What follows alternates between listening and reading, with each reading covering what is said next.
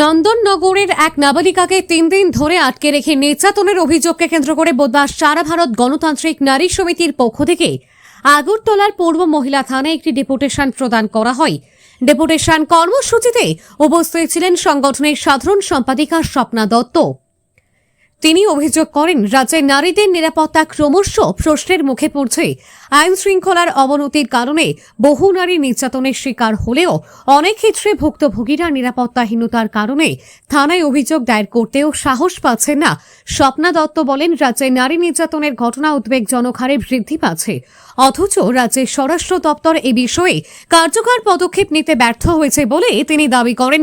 নারীদের নিরাপত্তা নিশ্চিত করতে সরকারকে আন্তরিকতা ও সদিচ্ছার পরিচয় দেওয়ার আহ্বান জানান তিনি।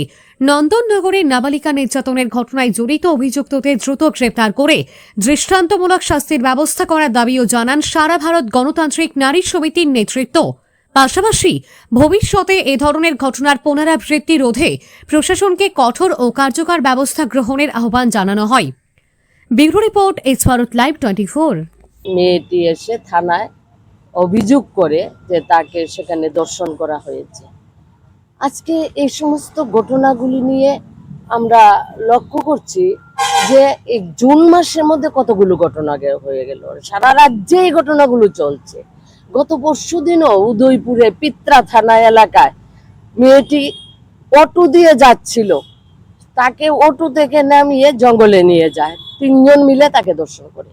এই সমস্ত ঘটনার পেছনে একটাই কারণ আমরা মনে করি যে স্বরাষ্ট্র দপ্তর যে কঠোর পদক্ষেপ নেওয়া দরকার এই নারীদের নিরাপত্তার প্রশ্নে এবং নারী নির্যাতনের প্রশ্নে, আজকে কঠোর পদক্ষেপ নেই। এবং আসামিদের গ্রেপ্তার করা, দৃষ্টান্তমূলক শাস্তি দেয়া, এটা বিচারকের কাজ, কোর্টের কাজ।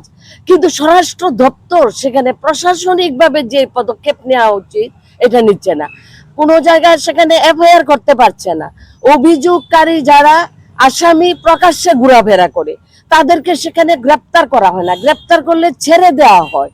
এবং গ্রেপ্তার করে তাদের যে দৃষ্টান্তমূলক শাস্তির জন্য আমরা একমাত্র সারা ভারত গণতান্ত্রিক নারী সমিতি, যেখানে এই ঘটনা ঘটে সংশ্লিষ্ট থানায় এসডিপিও, এসপি, জেলা শাসক পর্যন্ত আমরা সেখানে এই বিষয়গুলো নিয়ে আমরা ডেপুটেশন দিচ্ছি এবং সেখানে আমরা বলছি যে আসামিদের দৃষ্টান্তমূলক শাস্তি, সুষ্ঠু তদন্ত, নিরপেক্ষ তদন্ত করার জন্য আমরা বলি। আমরা সেখানে কোনো রং দেখতে চাই না, আমরা চাই আসামি দৃষ্টান্তমূলক শাস্তি নয়। এবং